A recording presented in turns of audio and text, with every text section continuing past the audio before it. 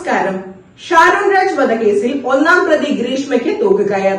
പ്രതിയുടെ പ്രായം പരിഗണിക്കാൻ കഴിയില്ലെന്നും പ്രകോപനമില്ലാതെയുള്ള കൊലപാതകമാണിതെന്നും വ്യക്തമാക്കിക്കൊണ്ടാണ് നെയ്യാറ്റിൻകര സെഷൻസ് കോടതി ശിക്ഷ വിധിച്ചത്.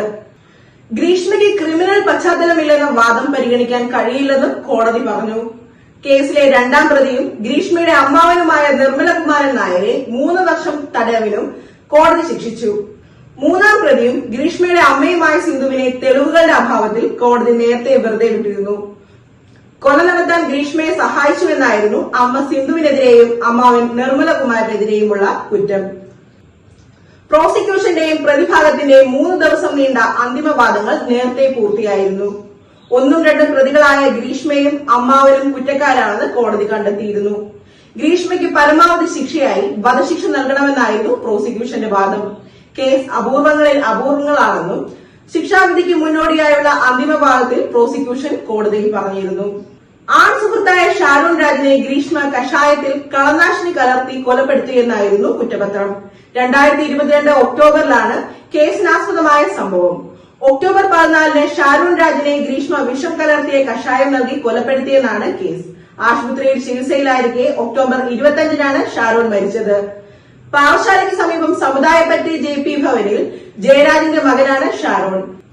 Neyyoor Christian college of allied ഹെൽത്തിൽ BSc റേഡിയോളജി അവസാന വർഷ വിദ്യാർത്ഥിയായിരുന്നു.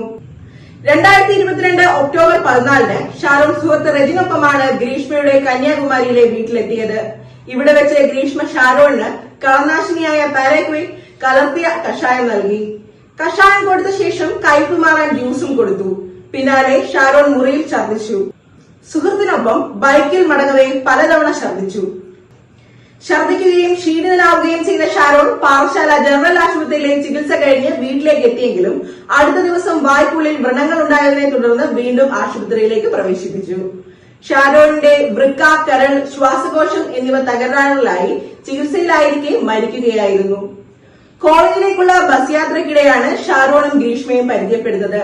2021 ഒക്ടോബർ മുതലാണ് ഇരുവരും പ്രണയത്തിലായതെന്നാണ് കുറ്റപത്രത്തിൽ പറയുന്നത്.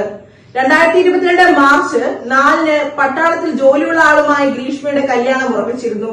ഗ്രീഷ്മയുടെ ആദ്യ ഭർത്താവ് മരിച്ചു പോകുമെന്ന് ജോത്സ്യന്റെ പ്രവചനമുണ്ടായിരുന്നു. വിവാഹം ഉറപ്പിച്ചതിനു ശേഷം ഷാരോണിന്റെ വീട്ടിൽ വെച്ച് ഇരുവരും താലി കെട്ടി. പിന്നീട് വെട്ടുകാട് പള്ളിയിൽ വെച്ച് താലി കെട്ടി. തൃപ്പരപ്പിലുള്ള ഹോട്ടലിൽ മുറിയെടുത്ത് ഇരുവരും ശാരീരിക ബന്ധത്തിൽ ഏർപ്പെട്ടതായും കുറ്റപത്രത്തിൽ പറയുന്നു. എന്നാൽ പുതിയ വിവാഹാലോചനയ്ക്ക് പിന്നാലെ ബന്ധം ഉപേക്ഷിക്കാൻ ഗ്രീഷ്മ ശ്രമിച്ചു. പക്ഷേ വിട്ടുപോകാൻ ഷാരോണിന് താല്പര്യമുണ്ടായിരുന്നില്ല. പിന്നാലെയാണ് ഗ്രീഷ്മ കൊലപാതക ആസൂത്രണം ചെയ്ത് നടപ്പാക്കുന്നത്.